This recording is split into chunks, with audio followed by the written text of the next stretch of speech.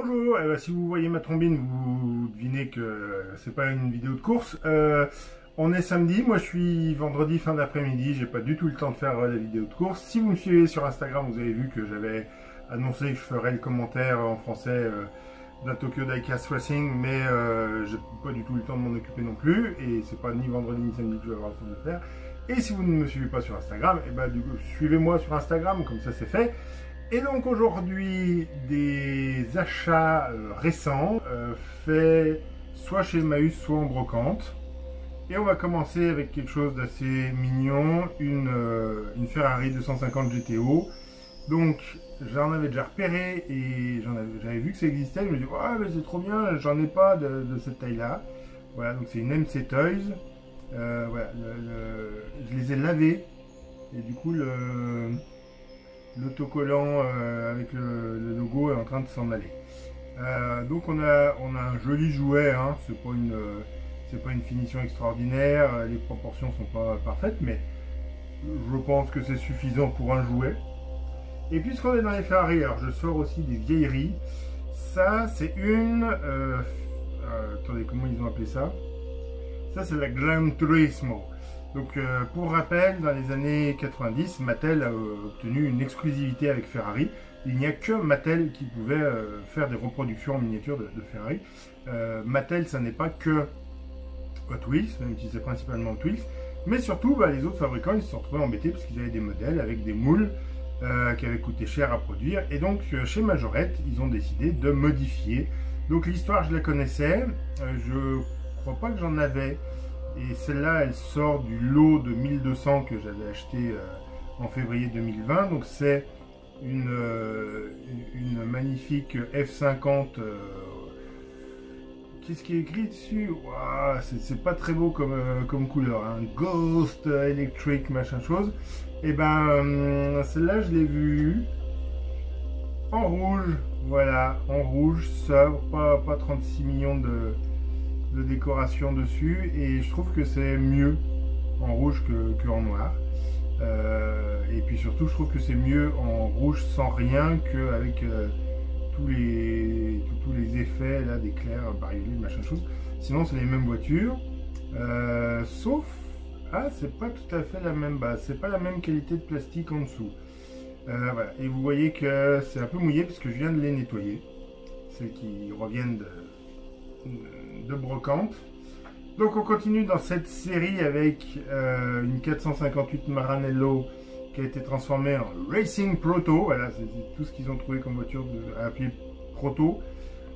Je veux dire, ils auraient appelé ça un Proto, j'aurais mieux compris que ça. Ça c'est plus une Grand Tourisme, et ça aurait été un Proto, ou ça aurait été une Endurance, ou voilà, bref. Donc celle-là, celle que j'ai trouvée, elle est dans des décors un peu acidulés. On voit que derrière il n'y a quand même pas grand chose d'écrit en dessous, mais on voit que ça tourne pas. Ça c'est des découpes très échancrées qu'on trouvait sous les modèles des années 90 où on pouvait faire tourner les roues, et là on a le modèle avec les roues qui ne tournent pas. Pourquoi? On continue dans cette série. Ça c'est une que j'avais récupérée aussi dans le lot des 1200 de février, et à chaque fois, je sais pas pourquoi, à chaque fois je les retourne à l'envers. GT Proto, voilà, donc ça se tient, que ce soit un GT Proto, voilà. On reconnaît bien que c'était une Ferrari F40, mais il se trouve que moi qui adorais la Ferrari F40 quand j'étais gamin, je n'en avais pas. Et voilà, maintenant j'en ai une, j'ai trouvé la Ferrari F40 par Majorette, la vraie de vraie, avec du coup, il y a beaucoup de bruit dehors, c'est les soirées musicales, ils font les balances, plus les pompiers, les ambulances, et puis bientôt les klaxons. Désolé, bon, ça fera une petite ambiance de fond, hein, c'est chouette. Donc voilà, la vraie F40, c'est exactement le même moteur, hein, dans le proto. Ils ont vraiment cherché simplement à rentabiliser le moule, donc ils ont modifié le moins de choses possible. Et donc je suis content parce que j'ai enfin ma F40 par Majorette. Et puisque j'adore les F40, quand j'en croise d'autres, j'en achète. Celle-là, elle est du premier coup. C'est une Maisto. Je ne sais pas de quand elle date exactement. On peut comparer à la Majorette. On voit que c'est pas tout à fait la même échelle, mais ça se tient assez bien. Après, c'est vrai que la Majorette, elle a des grosses roues courses, comme il disait ça a quand même de la gueule. Et puis je continue avec une F40 un peu plus French Touch, French Custom, avec un graphe, hein, un tag dessus. Celle-là, c'est une Matchbox Made in China. Bon, bah voilà, hein, on voit que le Made in China a été rajouté. Donc, est-ce qu'ils ont commencé à la produire d'abord en Angleterre? Donc ça, c'est une 1,59. La majorette est au 1,58. Donc on devrait être très très proche. Et oui, il n'y a pas de grosse différence. Et je trouve que la Matchbox est peut-être plus finement travaillée. J'ai envie de dire plus réussie aussi. On reste, alors, encore une fois, une que j'avais, ça c'est une Ferrari de course. Ça c'est une Formule 1 Alain Prost que j'avais quand j'étais gamin. Voilà, qui était déjà plus produite en France apparemment, parce qu'ils avaient parlé. Et il y a plein de versions qui existent. Il se trouve que je suis tombé sur celle-ci. Alors je l'ai acheté parce que je la trouvais rigolo. Voilà, où ils ont remplacé le Marlboro par Master. Ils ont quand même gardé le numéro 1, le turbo. C'est rigolo. Et là, voilà, on sait juste que c'est une majorette. On n'a pas d'autres infos, mais c'est exactement la même voiture. Et je continue avec les Ferrari de course. Donc là, on reconnaît évidemment que c'est une Twills. Avec une 333, pardon, je vais dire une 33 SP. Une 333 SP avec donc le gros aileron, le gros arceau, donc voiture de course d'endurance. Je ne connais pas, je ne suis pas assez pointu pour connaître les résultats en compétition, désolé. Si vous avez le droit de débattre dans les commentaires. On reste sur les voitures, alors c'est pas une Ferrari même si c'est une italienne, là c'est une Alfa Romeo, et c'est, alors là pour le coup ça c'est une 33, voilà, hop, que je me tente dans mon sens. Et donc c'est Penny qui faisait ça, ils ont fait plein de petites voitures comme ça, donc celle-là elle est mignonne, voilà, j'aime bien. En revanche je pourrais pas faire des courses avec parce que vous voyez que ça n'est pas toute neuve et qu'il y a quand même une belle épaisseur de rouille déjà autour de l'axe des roues arrière. Et dans la même famille, alors là j'ai pas d'échelle qui est donnée, donc je pense que ça doit être dans les 1,80, ça me paraît gros pour du 1,87. Après c'est pas des voitures qui étaient énormes dans la réalité, donc ouais, je pense que c'est du 1,80. Donc on a l'Alfa Romeo qui est rouge et la bleue qui est une Matra, tout simplement. Voilà, Matra Sport, ouais, donc ils ne disent pas. Donc ça c'était des voitures qui étaient fabriquées en Italie. On remarque que la Matra a un fond, je sais, j'arrive pas à deviner, à voir si ça a l'air d'être du Zamac, alors que donc la Matra en Zamac, l'Alfa est en plastique.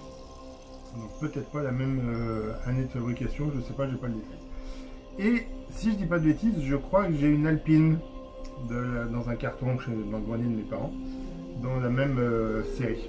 Et puisqu'on parle d'Alpine, hop, une magnifique A310. Donc ça c'est les Majo Motors, Majorette Motors. Donc normalement il y a un moteur à friction qu'on remonte et puis après on lâche et puis ça. Ah bah, je suis en train de perdre le pneu. Voilà, là j'ai perdu le pneu. Voilà, c'est fait. Donc celle-là je l'ai en plusieurs couleurs. Je l'ai en bleu, en vert, en blanc. Et ben maintenant je l'ai en orange et je trouve qu'elle est vraiment chouette, elle est bien conservée. Alors le moteur à friction est complètement cassé, mais pour le reste la carrosserie est pas trop abîmée, donc je suis content d'avoir celle-ci. On reste chez les Alpine ou presque, puisque du coup c'est une Renault Clio V6 moteur arrière qui a été produite chez Alpine, enfin dans l'usine Alpine à Dieppe. Donc là on a encore une fois à l'envers. On a, je l'ai nettoyé mais j'ai pas enlevé il faudra faire brûler les cheveux, c'est dégueulasse, j'aime pas ça récupérer les cheveux comme ça derrière.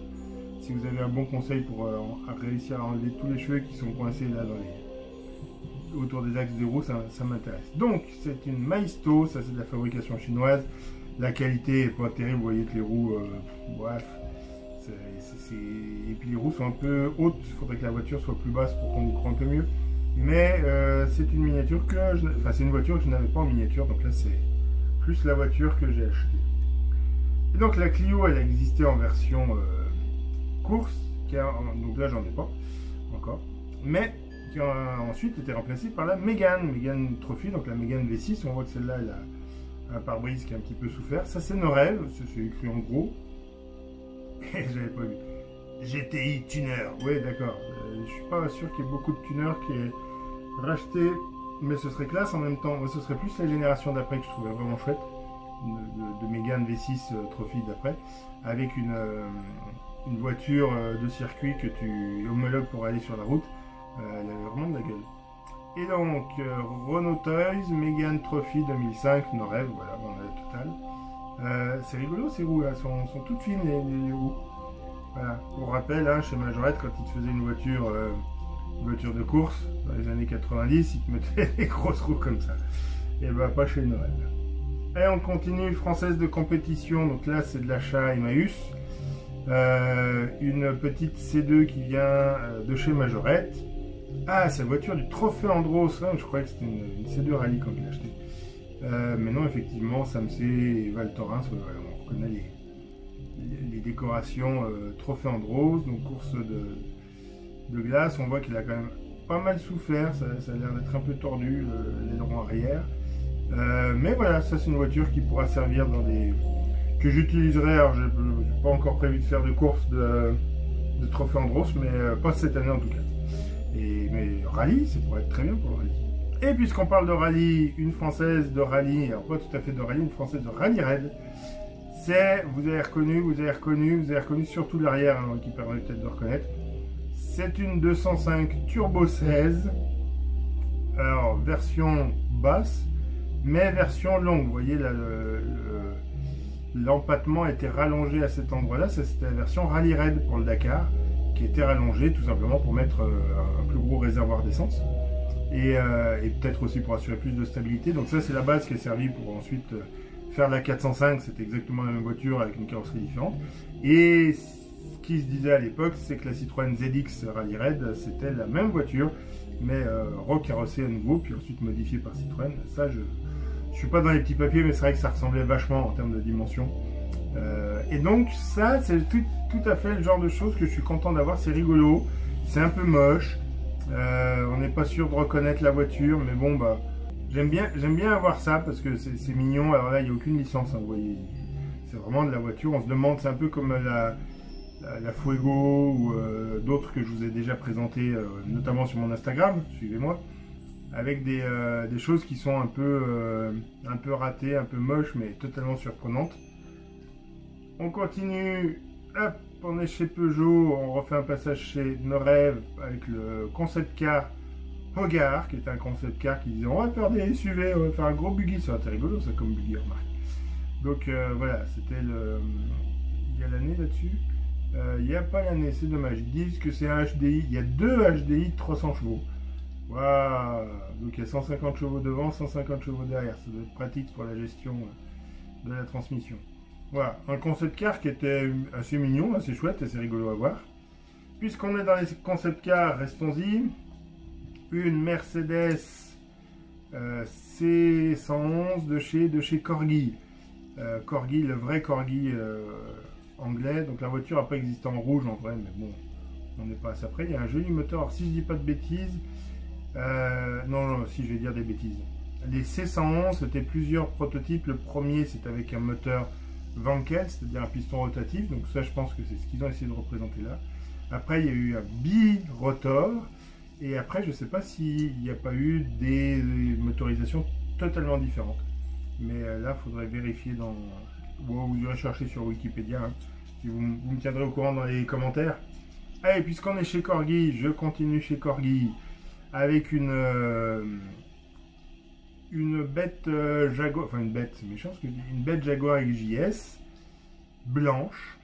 Et regardez le logo, c'est une Jaguar Le Saint. Si vous ne connaissez pas ce logo, c'était d'abord une série télé où, avec Roger Moore, où le héros n'avait pas pu.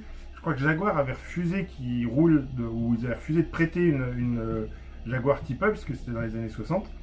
Et qui a du coup il a roulé dans une Volvo, je suis pas sûr du numéro, P1800S, c'est ça, et donc c'est la voiture emblématique du Saint. Après il y a eu un film fin des années 90 je crois avec Val Kilmer pour reprendre le rôle, mais je crois pas qu'il avait une voiture emblématique, donc on serait tenté de dire que le Saint n'a pas roulé dans une Jaguar XJS, qui est la voiture qui a remplacé la Type E et qui a quand même de la classe, qui a quand même une sacrée gueule, qui a été d'ailleurs en partie dessinée, l'allure générale a été dessinée par celui qui avait dessiné la Type E, donc on est quand même dans le même état d'esprit. Si ce n'est qu'en dessous, en fait, on est avec la plateforme de la XJ, qui était la grosse berline. On n'a pas une plateforme spécifique à l'XJS, comme ça avait été le cas pour la Type E. Et bien en fait, la Type E a servi dans la tentative au début des années 70 de relancer une série Le Saint. Je ne me souviens pas du tout, je ne connais pas le nom de l'acteur. Je crois qu'ils ont fait une saison, ça n'a pas marché. Ils ont abandonné. Donc c'est cette voiture que j'ai. Voilà, content. Allez, on continue. On est toujours chez... Ah ben non, on est chez Matchbox, pardon.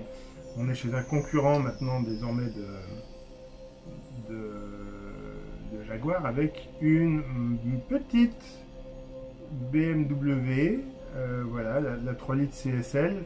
Quand je dis petite, c'est parce que en réalité, c'est pas une grosse voiture. Là, elle me paraît plus grosse qu'elle ne me paraîtrait en réalité. Voilà, donc ça, c'est la collection Superfast et il n'y a pas d'échelle proposée, donc je ne sais pas à quelle échelle elle a été représentée. Matchbox, c'est l'inventeur du 3 inch, là, du 3 pouces. Et donc le 3 pouces, c'est pas une échelle. Quand vous reprenez une Hot Wheels, la plupart des Hot Wheels sont faites en 1,64. C'est une échelle 1 cm sur la miniature, ça représente 64 cm sur la voiture réelle. Mais chez Matchbox, c'était du 3 pouces. Donc on n'est pas forcément sur cette définition d'une échelle, puisque d'une voiture à une autre, on va essayer d'être toujours à 3 pouces. Mais je trouve que ce modèle-là est assez chouette, on dirait presque une Monteverdi. Moi, ça me fait plus penser à une Monteverdi quand je la vois qu'à une BMW. Monteverdi qui a été une tentative, effectivement, de concurrencer BMW. Et puisqu'on est chez Matchbox, restons-y, avec une américaine. Là, on a quand même un sacré modèle avec le toit, je ne sais pas si c'était des toits en vinyle qu'il y avait sur les Camaro à l'époque. Version de course, hein, puisqu'il y a des autocollants de sponsors, qui aurait couru pour le Tour de Corse, regardez ça. Voilà. Et bah, il n'y a rien de l'autre côté. Mais voilà, donc ce serait... pardon, c'est pas du tout une Camaro, c'est une Dodge Challenger. Je suis complètement au chou, donc c'est... pour moi, là, ça faisait plus Camaro que Challenger. Donc c'est une Dodge Challenger qui aurait de 1975, alors est-ce qu'en 1975 elle a roulé pour le rallye du Tour de Corse? Je ne sais pas.